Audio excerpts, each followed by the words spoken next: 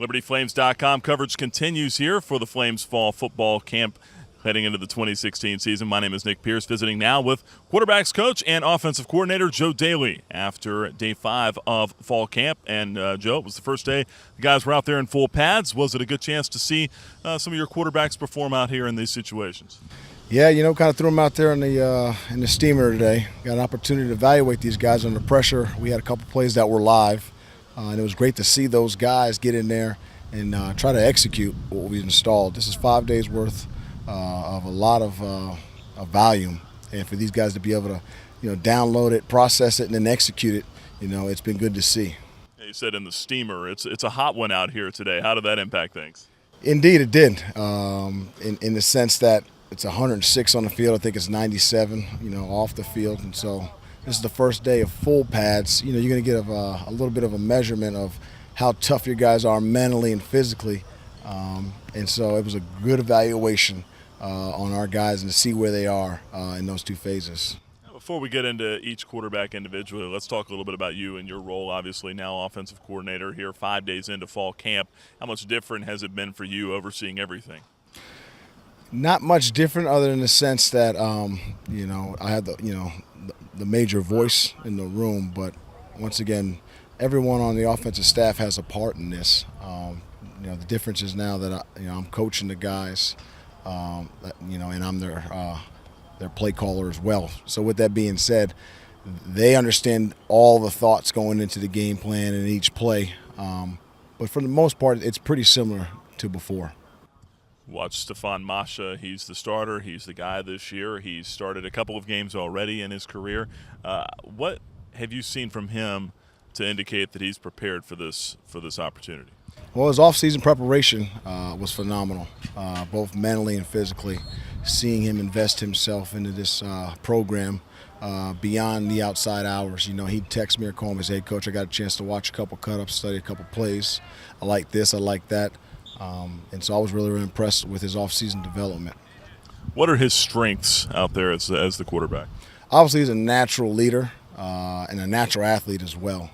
The thing that he has is the contingency plan, the ability to make a play when it's not typically there. When it didn't go right play call-wise, he can create something and make a bad play a good play in a hurry. One thing I noticed about him, just in the little bit that I've seen him, play games, was that Charleston Southern game a couple of years ago here. He'd throw an interception, he'd come to the sideline. It was still the same guy as if he had just thrown a touchdown as well. It doesn't seem like you can really rattle the guy. No, he's very consistent. Very few things get to him. He's emotionally stable, and that's what you want as a quarterback. They always say you got to have a short memory. I don't think you need to have a short memory. I think you need to remember things that have happened in the past, be able to learn from those things. And he's a young man that demonstrates that.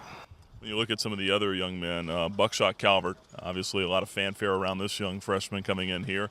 Big arm. Evaluate his performance so far and what we can expect to see from him.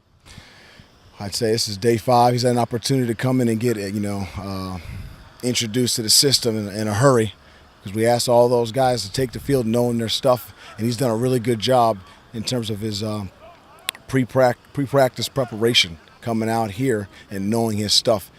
Phenomenal arm, and has the ability to create as well in the pocket.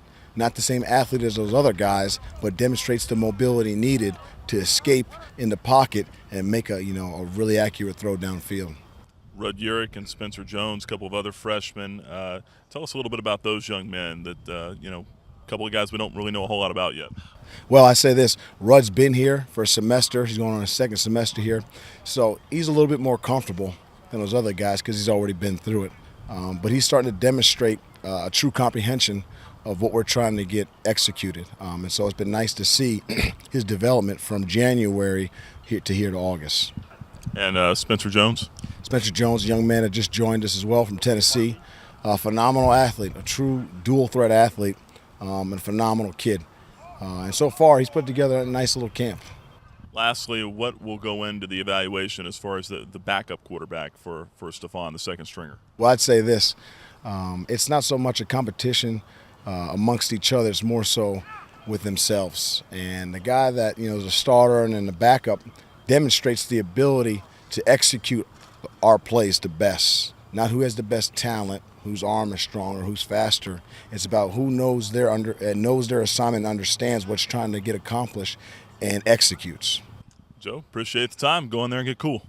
Thank you so much. That's quarterback coach and offensive coordinator Joe Dailey with us. My name is Nick Pierce for the Liberty Flames Sports Network.